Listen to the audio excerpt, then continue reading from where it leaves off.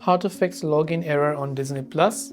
If you're not being able to log into the Disney Plus application, the first thing you can try to check is your internet connection. If you're using Wi-Fi, you can try to switch to cellular data or vice versa.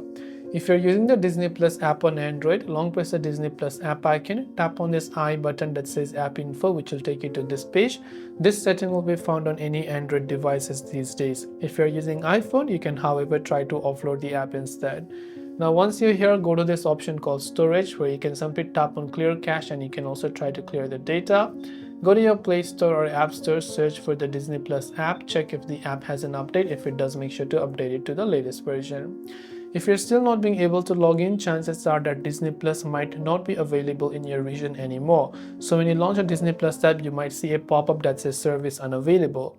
But if it is available and maybe you're going to the login button and still facing that issue, then it could be also that maybe you are entering an incorrect password. So in that case, you can try to reset your password by tapping on send me a one-time code. Disney Plus will send you this code right over here that looks like an email like this. After that, you can try to reset your password and see if that helps you.